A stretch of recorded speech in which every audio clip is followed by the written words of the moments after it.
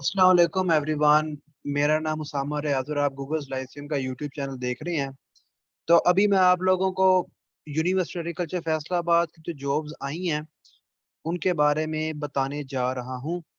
तो मैंने गूगल के ऊपर लिखा यूएएफ, और यूएएफ लिखने के बाद यहाँ पे नीचे अगर आप देखें तो यहाँ पे है जी जॉब अपॉर्चुनिटीज। तो ये जो जॉब अपॉर्चुनिटीज है इसके ऊपर करना है हमने क्लिक।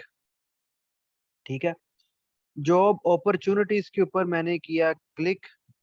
ठीक है, तो एडवर्टाइजमेंट ऑफ, ये सबसे पहली advertisement of teaching and non teaching post for placing on the UF website. अच्छा जी, इसके ऊपर क्लिक किया मैंने, और इसके ऊपर क्लिक करने के बाद यहाँ पे आ रहा है कि वेबसाइट जो है हम अपडेट कर रहे हैं। तो कोई हाल नहीं यूनिवर्सिटी वालों का। अच्छा जी, यहाँ पे मैं होम पे जाता हूँ वापस, और रुकें एक मिनट जरा, मैं देख लेता हूँ जॉब्स का कि जॉब्स हैं किधर।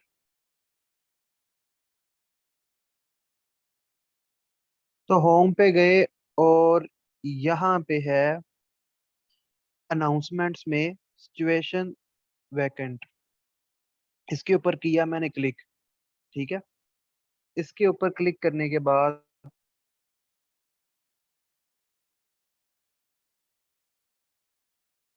ये जरा ओपन हो रही है साइट।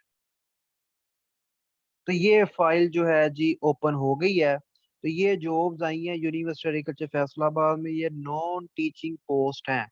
तो जो पहली पोस्ट है वो है डेटाबेस एडमिनिस्ट्रेटर की। ये बीपीएस 18 की है, एक ही पोस्ट है। इस पे अप्लाई कौन कर सकता है?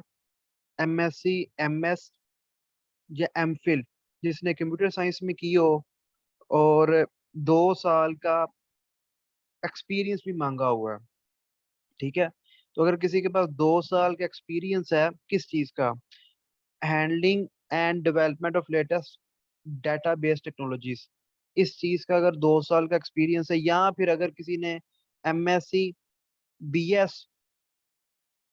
कंप्यूटर साइंस किया है और उसके पास 4 साल का एक्सपीरियंस है handling and development of latest database technologies का, तो वो इस पोस्ट के एलिजिबल है। तो एक्सपीरियंस के बगैर आप एलिजिबल नहीं है, एक्सपीरियंस मस्ट है।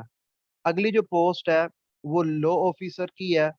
ठीक है, जो लॉ ऑफिसर है ये ग्रेड 17 की है, एक ही पोस्ट है। एलएलबी की हो और 4 साल का एक्सपीरियंस हो एज एन एडवोकेट, यानी डिस्ट्रिक्ट जो बार एसोसिएशन उसके साथ रजिस्टर्ड हुए 4 साल हुए हो, प्रैक्टिस किए 4 साल हो गए हो, तो आप एलिजिबल हैं। LLB with 4 years experience to deal with litigation cases in a university or government or semi government organization or an educational institution after LLB। इसके अंदर उन्होंने एक्सपीरियंस में ये भी मांगा हुआ है कि उसने किसी गवर्नमेंट का केस लड़ा हो, किसी यूनिवर्सिटी का केस लड़ा हो, किसी सेमी गवर्नमेंट इदारे का केस लड़ा हो, एक्सेट्रा। तीसरी जो पोस्ट है वो है लैंड यूटिलाइजेशन ऑफिसर की। ये ग्रेड 17 की पोस्ट है। इसमें उन्होंने मांगी है, एक ही सीट है, ये एक ही सीट है।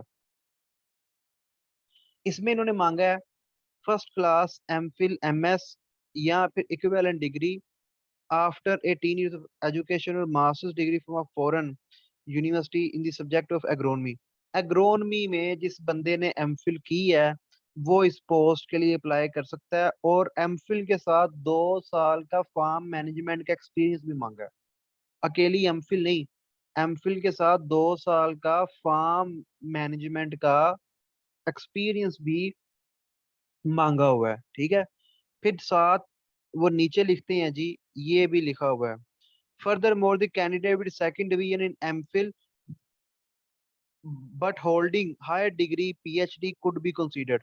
अगर किसी बच्चे की सेकंड डिवीजन आई है एमफिल में, ठीक है, तो यानी 3 सीजीपीए से जो कम वाला होता है ना वो होता है सेकंड डिवीजन, 3 सीजीपीए तक जो है वो फर्स्ट डिवीजन है। तो वो कहते हैं कि अगर किसी बच्चे की एमफिल में सेकंड डिवीजन है तो वो बच्चा जो है, अगर उसने पीएचडी की है तो हम उसकी पीएचडी को कंसीडर कर लेंगे। ठीक है, जो पोस्ट नंबर 4 है फार्म ऑफिसर की, ठीक है। अगली पोस्ट है जी फार्म ऑफिसर की, ये एक ही पोस्ट है। इसमें क्या मांगा हुआ है उन्होंने, इसमें उन्होंने मांगा हुआ है जी कि एमफिल हो बच्चा, किसमें, एग्रोनमी में, और पूरे उसके जो मैट्रिक से लेके एमफिल तक कोई थर्ड डिवीजन नहीं होनी चाहिए, और 2 साल का उसका फार्म मैनेजमेंट का एक्सपीरियंस हो। हाँ, अगर किसी ने पीएचडी की है तो उसकी एमफिल की सेकंड डिवीजन भी चल जाएगी। Post number 5, research officer, grade 17 की, in all disciplines excluding engineering and computer science. यानी इंजीनियरिंग और कंप्यूटर साइंस निकाल के बाकी तमाम डिसिप्लिन्स। यूनिवर्सिटी वालों की ये चालाकी देखें जरा। टोटल नंबर पोस्ट कितनी है, 8।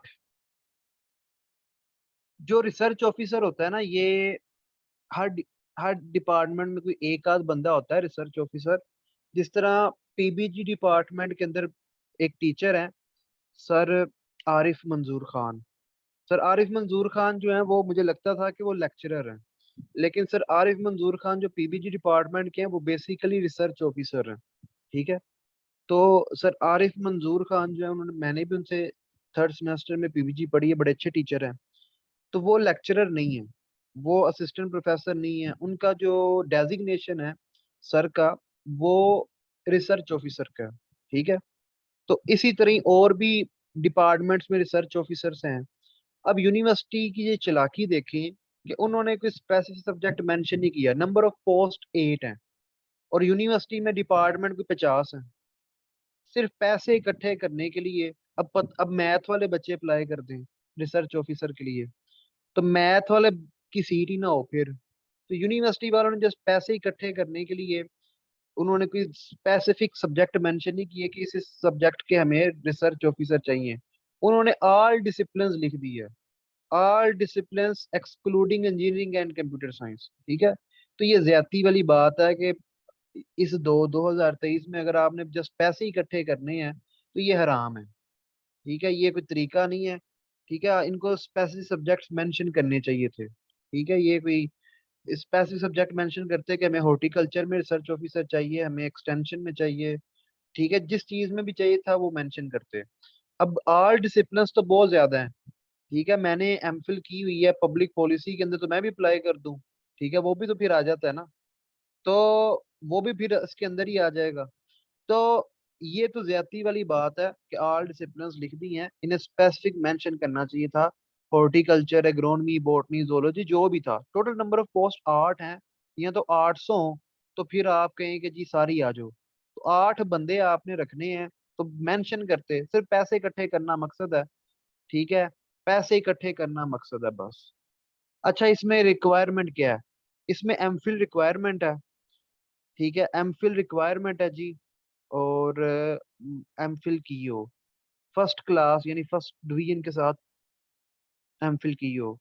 हाँ, अगर किसी बच्चे की सेकंड डिवीजन के साथ एमफिल है उसके सब्जेक्ट में, तो उसने पीएचडी की हुई है, तो वो कवर हो जाएगी।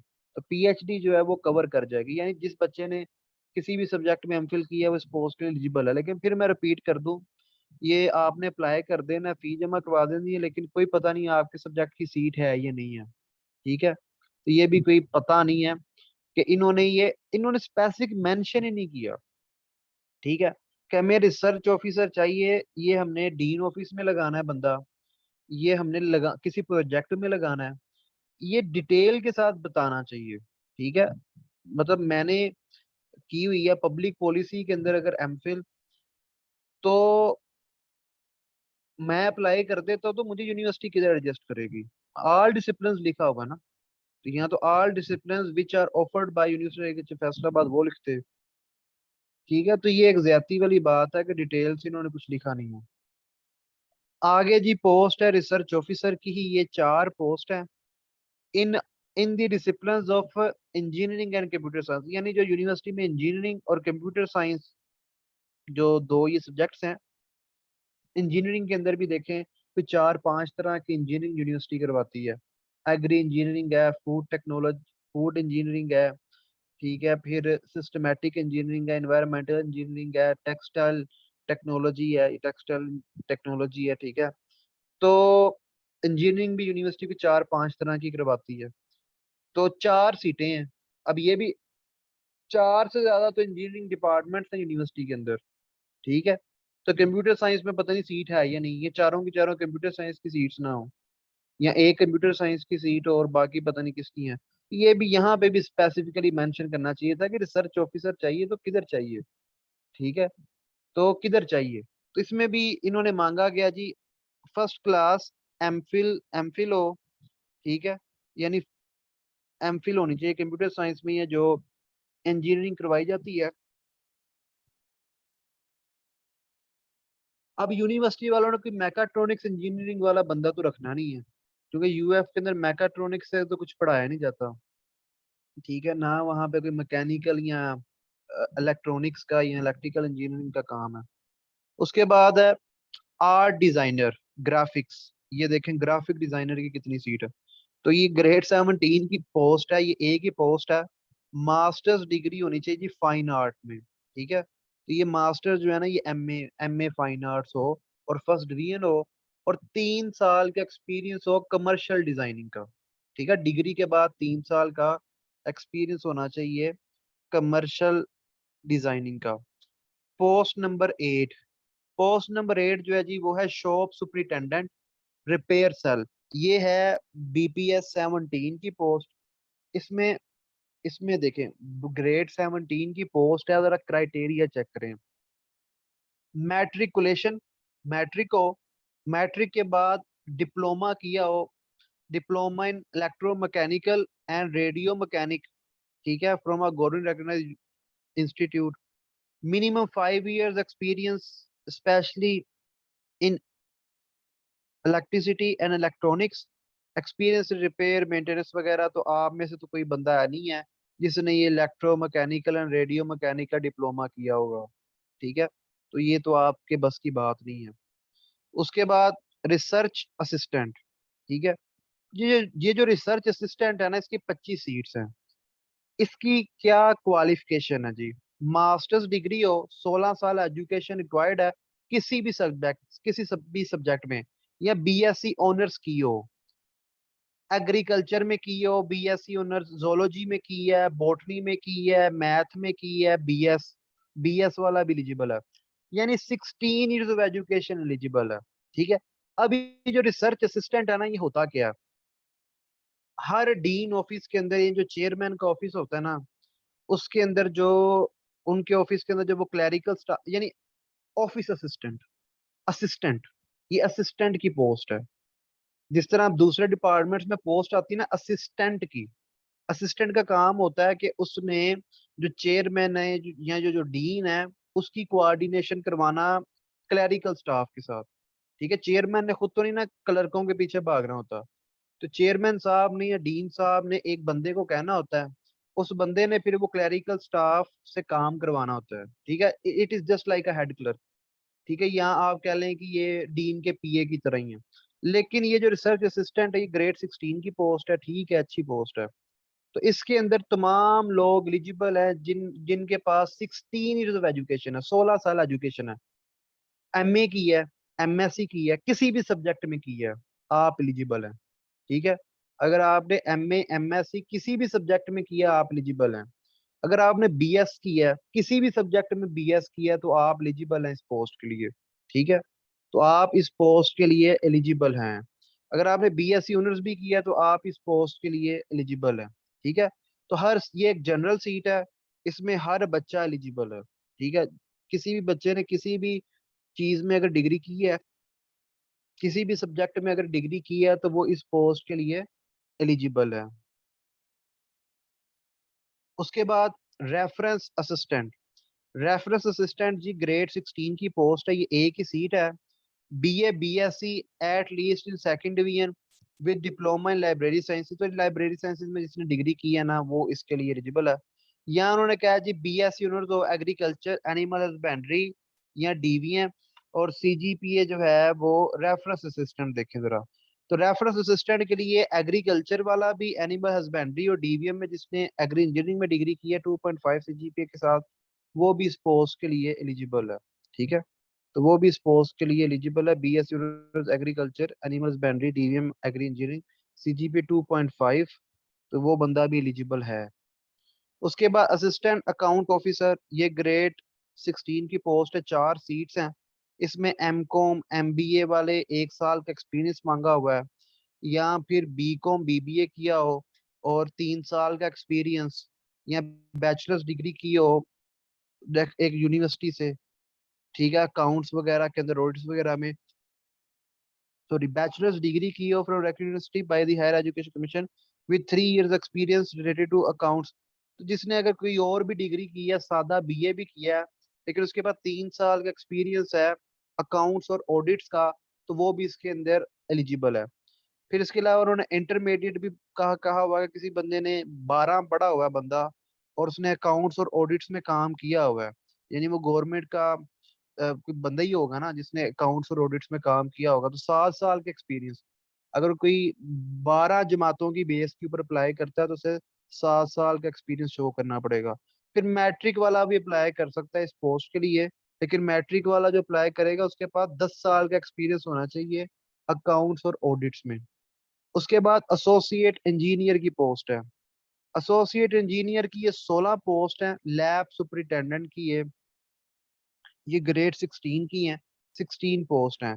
इसमें 3 इयर्स डिप्लोमा मांगा हुआ है जी, सिविल में, इलेक्ट्रिकल में, इंस्ट्रूमेंट ऑटो या फार्म मशीनरी इंजीनियरिंग में किया हो, या मैकेनिकल टेक्नोलॉजी में किया हो फ्रॉम पॉलिटेक्निक इंस्टीट्यूट विद 6 साल का एक्सपीरियंस भी मांगा हुआ है। एसोसिएट इंजीनियर ग्रेड 16, इसमें मैट्रिक वाला अप्लाई कर सकता है, लेकिन तीन तीन साल वाला डिप्लोमा एसोसिएट इंजीनियरिंग मांगा हुआ है, किसमें, इलेक्ट्रिकल या इलेक्ट्रॉनिक टेक्नोलॉजी में। ये 2 पोस्ट हैं। उसके बाद इलेक्ट्रॉनिक टेक्नीशियन, इसमें 3 साल का जिसने डिप्लोमा किया हुआ है किसी पॉलिटेक्निक इंस्टीट्यूट से, ठीक है, वो अप्लाई कर सकता है। ठीक है, डिप्लोमा किसमें, इंस्ट्रूमेंटेशन या इलेक्ट्रॉनिक्स टेक्नोलॉजी में। उसके बाद फार्म असिस्टेंट, ये ग्रेड 16 की पोस्ट है, एक ही ये सीट आई है। BSc ऑनर्स किया हो एग्रीकल्चर में, या BSc ऑनर्स एग्री, या BSc ऑनर्स एनिमल हस्बेंड्री किया हो, या DVM किया हो, और 3 साल का एक्सपीरियंस हो on a firm of repute. Grade 16 की पोस्ट है, ठीक है, ग्रेड 16 की पोस्ट है फार्म असिस्टेंट की, और एक्सपीरियंस मांगा हुआ है 3 साल का। हद नहीं होगी?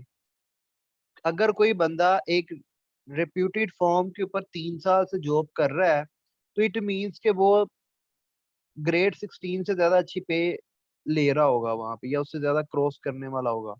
तो जिसके पास 3 साल का, अब फार्म ऑफ रिप्यूट से मुराद यही है कि किसी अच्छी कंपनी का फॉर्म, ठीक है, सफायर वालों का फॉर्म, JKT का फॉर्म, ऑलपर्स वालों का फॉर्म, या किसी नेस्ले के, किसी उमर फार्म, कोई भी फार्म जो नेस्ले के साथ अटैच है, तो किसी अच्छे फॉर्म पे अगर कोई बंदा लगा हुआ है तो वो तो नहीं छोड़ के आएगा।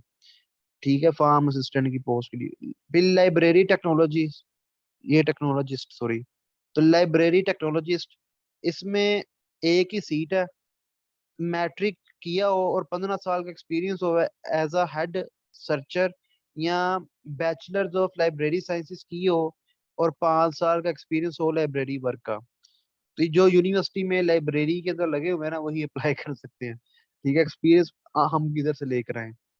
तो नेटवर्क असिस्टेंट, ये ग्रेड 16 की पोस्ट है, ठीक है, ये 9 सीटें हैं, ठीक है, ये 9 सीट्स हैं ग्रेड 16 की। MSc की हो या BS किया हो कंप्यूटर साइंस में, या 16 साल एजुकेशन, 16 एजुकेशन, और 2 साल का एक्सपीरियंस हो। अच्छा, कंप्यूटर साइंस में डिग्री की हो और 2 साल का एक्सपीरियंस हो नेटवर्किंग का, स्विचिंग का, लैन सेटिंग्स का, या रूट कॉन्फ़िगरेशन एक्सेट्रा का। उसके बाद जी अगली जो पोस्ट है हमारे पास, वो पोस्ट नंबर 18 है। पोस्ट नंबर 18 जो है वो है पिक्टोरियल पब्लिसिटी ऑफिसर, ये ग्रेड 16 की है, एक ही सीट है। इसके अंदर उन्होंने मांगा हुआ है डिप्लोमा MCA से किया हो, 3 साल का एक्सपीरियंस हो किसका, drawing designing, drawing, chart making. ठीक है, अब जो बच्चा NCA से पढ़ा है, ठीक है, जो बच्चा NCA का पढ़ा है और उसके पास 3 साल का एक्सपीरियंस भी है, वो तो नहीं ग्रेड 16 की जॉब के लिए UF आएगा। ठीक है, तो एनसीए का बच्चा तो नहीं आएगा, एनसीए का बच्चा एक यूट्यूब चैनल बना लेगा, लेकिन वो यूएफ में 3 साल का एक्सपीरियंस लेके नहीं आने लगा। ठीक है। तो इन्हें एनसीए, पता नहीं क्यों इन्होंने एनसीए की ही शर्त रख दी कि डिप्लोमा उसने एनसीए से किया हो, तो 3 साल का डिजाइनिंग, ड्राइंग और चार्ट मेकिंग का उसका हो। ठीक है। Not person with training in photography shall be preferred. ठीक है। अब ये उमर खान को बुलाना चाह रहे हैं, ठीक है, जिसका चैनल है यूट्यूब पे यू खानो, मेरे ख्याल से शायद उसको बुलाना चाह रहे हैं कि वो अपना मिलियन सब्सक्राइबर्स वाला चैनल छोड़ के इधर आए ग्रेड 16 के लिए। असिस्टेंट एडिटर, ये पोस्ट नंबर 9 है, ए की सीट है।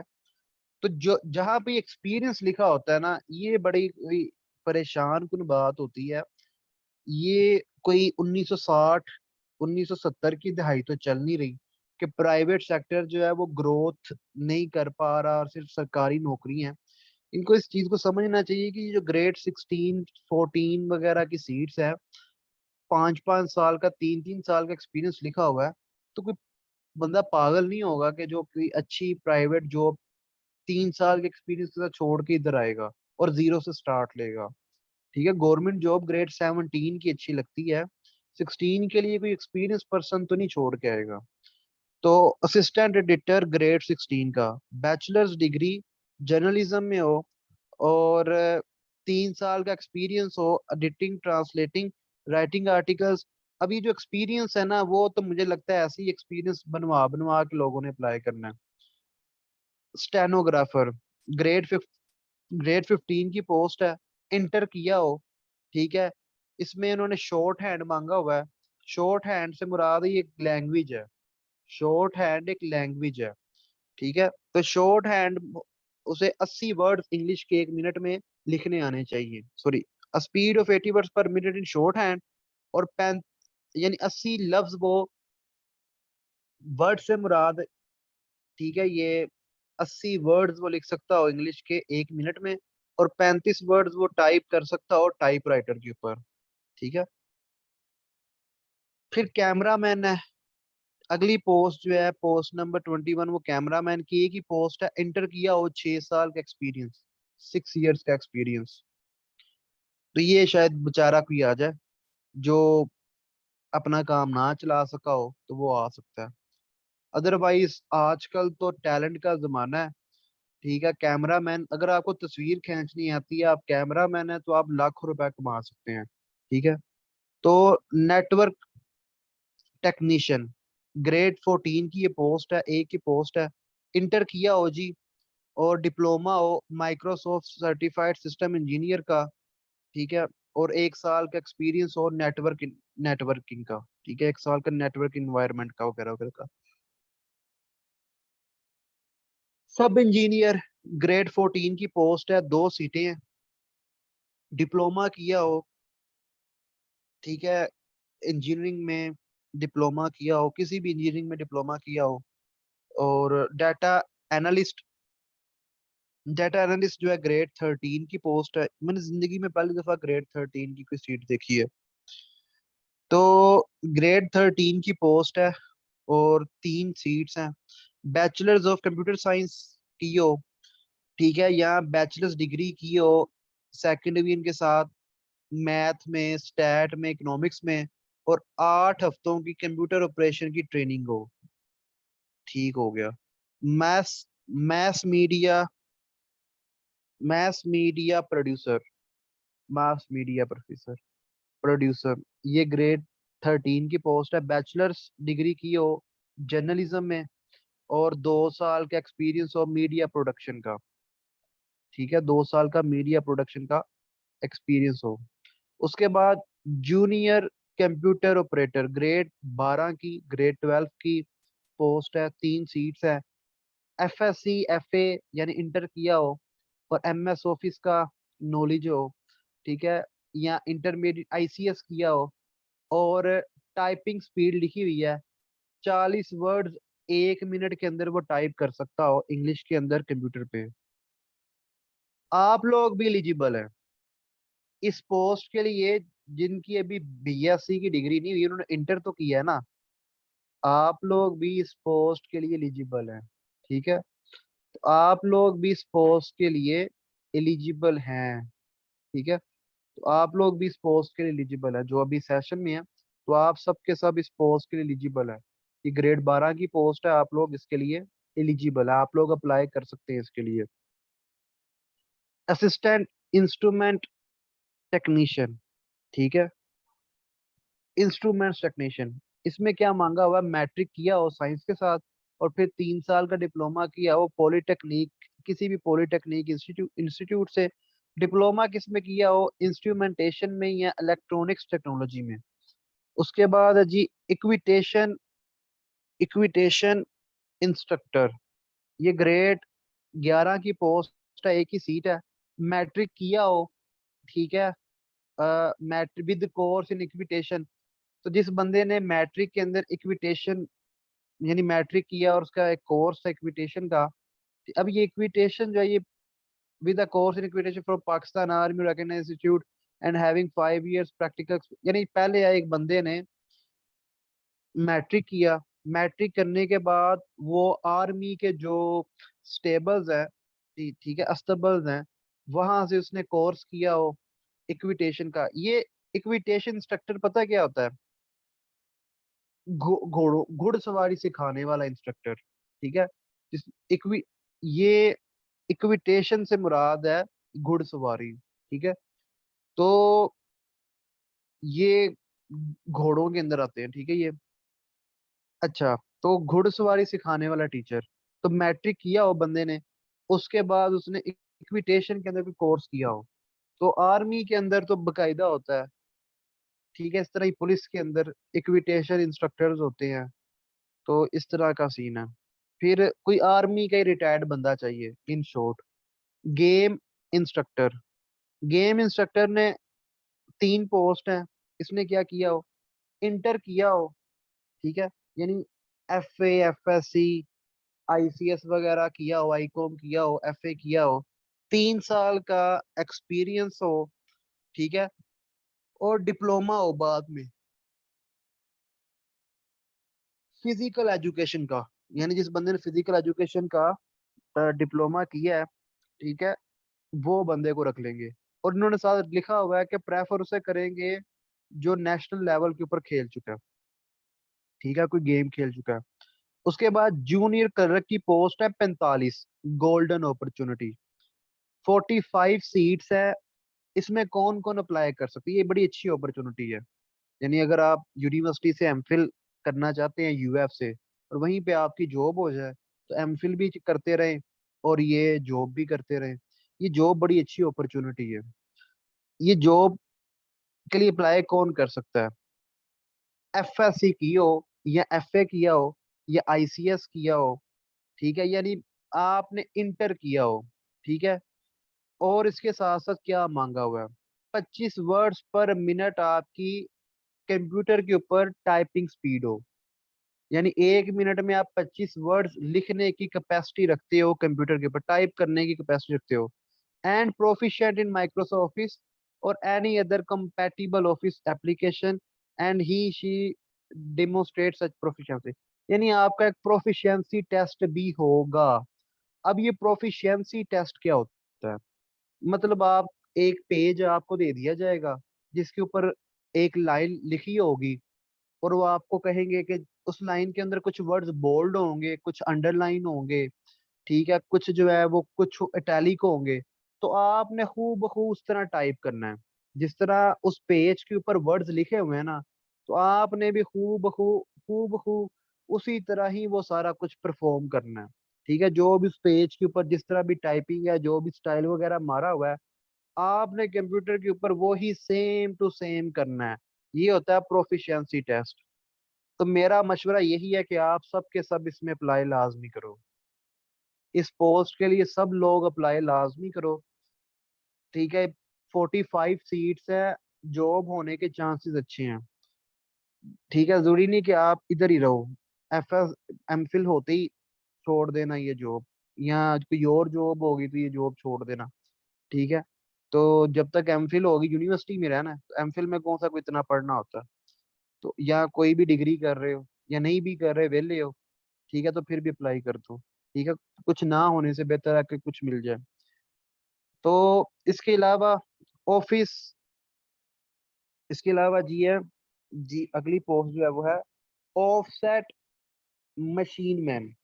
ठीक है, अगली जो पोस्ट है हमारे पास, मैं थोड़ा सा इसे और जूम करता हूँ।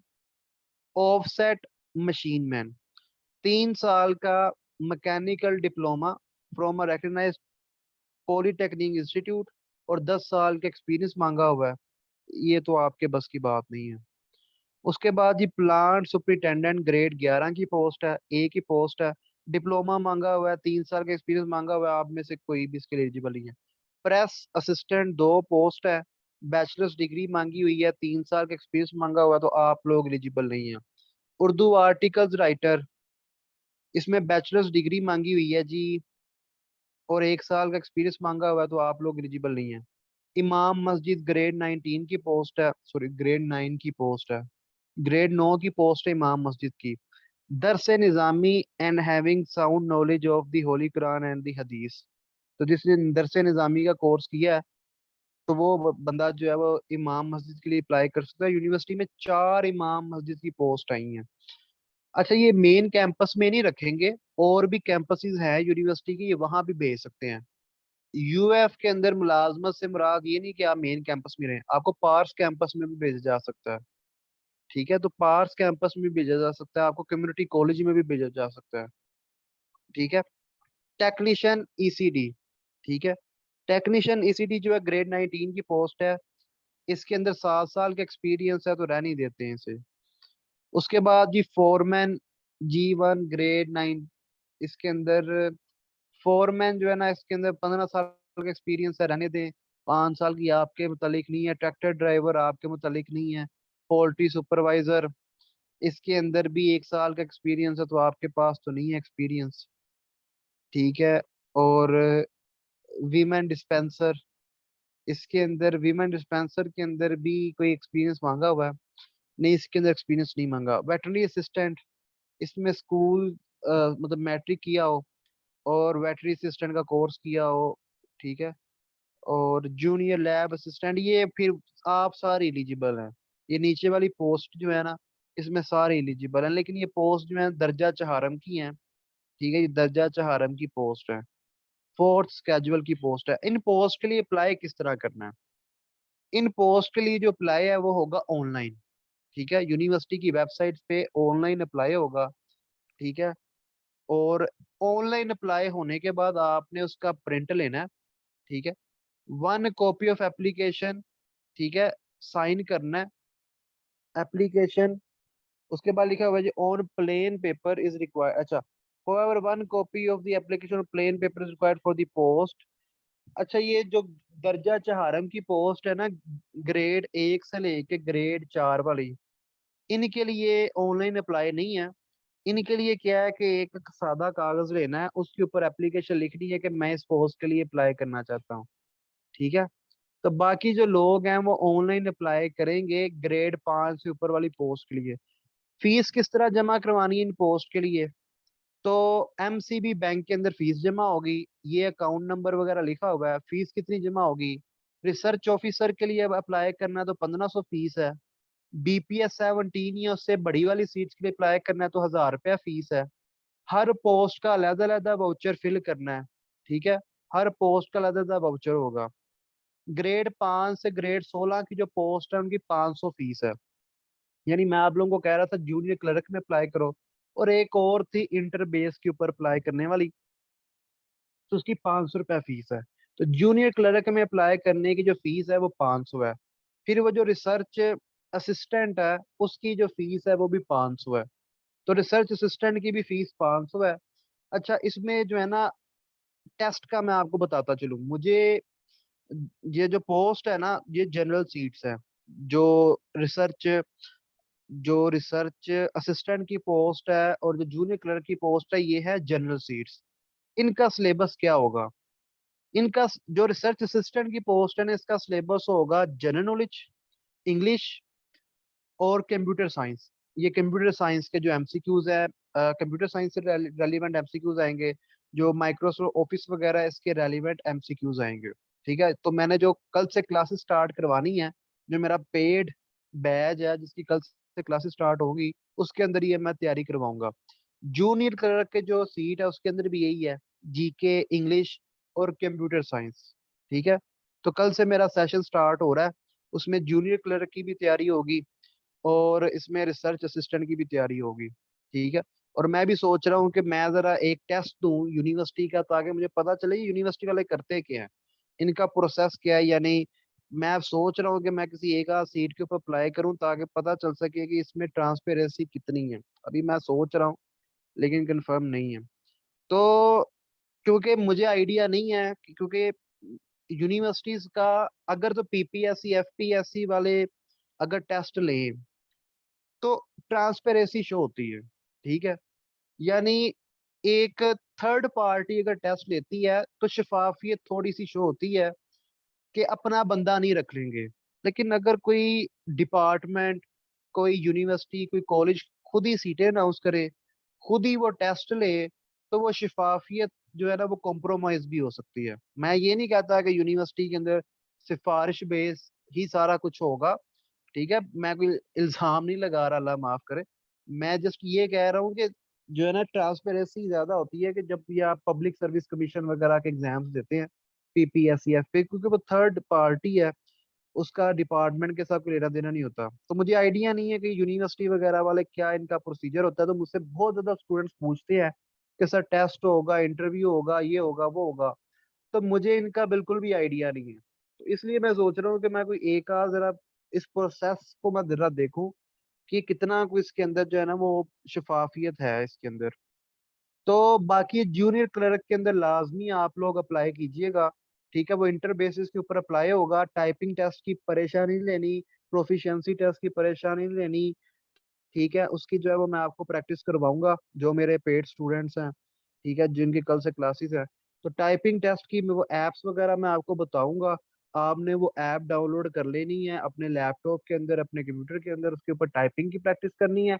बाकी जो प्रोफिशिएंसी टेस्ट है, तो मेरे बहुत से स्टूडेंट्स जो है वो जूनियर क्लर्क भर्ती हुए हैं, उन्होंने प्रोफिशिएंसी टेस्ट दिए हुए हैं, तो उनके साथ मैं सेशन रखूंगा, वो भी आपको टिप्स वगैरह देंगे। ठीक है, प्रोफिशिएंसी टेस्ट वगैरह की। तो मैं चाहता हूँ कि आप लोग जो है ना वो दो दफा 500, मतलब जिसके पास बैचलर्स डिग्री है वो रिसर्च असिस्टेंट में भी अप्लाई करे, और जिसने अभी बैचलर्स डिग्री का रिजल्ट नहीं आया, जिसका 8वां सेमेस्टर है, वो जूनियर क्लर्क में अप्लाई करे। देखो 500 ही है। ठीक है, और कोई चांस वगैरह का मसला नहीं है। तो आप लोग इस पोस्ट के लिए, जो जूनियर क्लर्क की पोस्ट है, उसके लिए लाजमी अप्लाई करना। ठीक है, आपने इंटर तो किया हुआ है ना, मतलब F S C I C S I com तो किया हुआ है। तो इस पोस्ट के लिए लाजमी अप्लाई करना, ये आपका एक टेस्ट केस है। ठीक है, प्रैक्टिस कर लो, जस्ट फॉर प्रैक्टिस, बेशक ना ज्वाइन करना। ठीक है, अगर ग्रेड 11 कम लग रहा है लेकिन अच्छा खासा ग्रेड है। अब तो पीएचडी पास जो है वो ग्रेड 5 की पोस्ट के लिए अप्लाई करते हैं जो कंपटीशन है। तो एक टेस्ट केस के तौर पे आप लोग जो है इसके ऊपर लाजमी अप्लाई करना। जी, वेबसाइट के थ्रू ऑनलाइन अप्लाई होगा। जो जूनियर क्लर्क की पोस्ट है वो वेबसाइट के थ्रू ऑनलाइन अप्लाई होगी। ठीक है, ऑनलाइन अप्लाई होगा वेबसाइट के थ्रू। ठीक है, तो वेबसाइट के थ्रू जो है वो ऑनलाइन अप्लाई होगा। उसके बाद जी, person already employed in any government or any other organisation, तो ये उनके लिए जो आगे जॉब वगैरह कर रहे हैं। ठीक है, तो वो एनओसी वगैरह जमा करवाएंगे। और इधर इन्होंने लिखा हुआ है कि डिसेबल्ड पर्सन का भी कोटा है, यानी 3% सीटें हम डिसेबल्ड पर्सन को देंगे, 5% सीटें माइनॉरिटी को देंगे, और औरतों के लिए, वीमेन के लिए 15% कोटा है। तो खवातीन के लिए बड़ी गोल्डन अपॉर्चुनिटी है। यानी 45 में से तकरीबन कोई 5-6 सीटें तो हैं ही लड़कियों के लिए। बाकी भी लड़कियां ओपन में आती हैं, 45 की 45 सीट पर एलिजिबल है। तो लड़कियों के लिए ज्यादा अपॉर्चुनिटी है एज कम्पेयर टू मेल। ठीक है, तो उनके लिए ज्यादा अपॉर्चुनिटी है। ठीक है, तो इसके बाद जी, ये एंड पे लिखा हुआ है इनकम्प्लीट एप्लीकेशन और those receive after due date will not entertain. तो 26 जनवरी 2023 तक आपकी जो एप्लीकेशन है वो establishment section, directorate of human resource, second floor, university के फैसलाबाद पहुंच जानी चाहिए। यानी आप लोगों ने परसों तक अप्लाई करके, ठीक है, परसों तक अप्लाई करके, 21 तारीख तक अप्लाई करके तो भेज देना। ठीक है, 21-22 तक अप्लाई करके भेज देना है। यानी फ्राइडे तक आपने हर हाल में अपनी एप्लीकेशन भेज देनी है। अगर किसी ने आप में से अप्लाई, गुलाम मयूद्दीन आपने अप्लाई किया कोई, या आपने कोशिश की है अप्लाई करने की, या किसी ने भी और अप्लाई करने की कोशिश की है कि प्रिंट वगैरह बाद में लिया जा रहा है? क्योंकि एक स्टूडेंट का आगे इशू आ रहा था, उनकी पिक्चर वगैरह का इशू आ रहा था, तो मैंने तो अभी देखा भी नहीं। तो जो अप्लाई करने वाला लिंक है वो मैं इस वीडियो के नीचे जो है वो लिख दूंगा डिस्क्रिप्शन के अंदर। ठीक है, तो आप लोग वहां से अप्लाई कर लीजिएगा। बाकी जो व्हाट्सएप ग्रुप्स है, तो गुलाम मयूद्दीन कह रहे हैं कि उन्होंने अप्लाई नहीं किया। जी ठीक है, थैंक यू। तो अच्छा, तो इसके अंदर जी क्या है कि मैं डिस्क्रिप्शन के अंदर वो लिंक वगैरह जो है वो दे दूंगा, और लिंक वगैरह जो है वो मैं दे दूंगा डिस्क्रिप्शन के अंदर, तो आप लोग जो हैं वो उसके जरिए अप्लाई कर लीजिएगा। लेकिन ये एक अच्छी अपॉर्चुनिटी है, मैं तो यही समझता हूँ कि आप लोग लाजमी अप्लाई करें। ठीक है, 500 रुपया फीस है, पीपीएससी की 600 होती है, यहाँ पे 500 है। तो लाजमी जो है वो कीजिएगा, लाजमी इसको जरा दीजिएगा। ठीक है, इसके पेपर को लाजमी दीजिएगा। जी ठीक है, प्रोसीजर भी सारा आज जो है ना वो मैं जो है वो फॉर्म वगैरह उसको फिल करूंगा, और जरा मैं देखूंगा कि फॉर्म वगैरह आता किधर से है, और फिल क्या क्या करना है, क्या क्या लिखना है, और उसके बाद प्रिंट वगैरह का कर करा, यानी एक मुझे खुद फॉर्म पहले फिल करना पड़ेगा। उसको ही फिर मैं वीडियो वगैरह बनाऊंगा कि इस तरह जो है ना फॉर्म फिल होगा, ये चीजें आएंगी, और उसका फिर आपने प्रिंट ले लेना है। तो वो मैं इस वीडियो के बाद जो है वो भी कर दूंगा। तो बाकी जो डिस्क्रिप्शन के अंदर मेरा नंबर लिखा हुआ है, और डिस्क्रिप्शन के अंदर लिंक होगा अप्लाई करने का, तो आप लोग अप्लाई कर लीजिएगा। तो अगली एक और वीडियो मैं बनाऊंगा कि अप्लाई किस तरह होगा। तो एमसीबी बैंक के अंदर जो है फीस जमा होगी। ठीक है, कोई भी क्वेश्चन हो तो मेरे मोबाइल नंबर जो डिस्क्रिप्शन में लिखा हुआ है उसके ऊपर आप कॉन्टैक्ट करके व्हाट्सएप के ऊपर पूछ सकते हैं। ओके जी, अल्लाह हाफिज।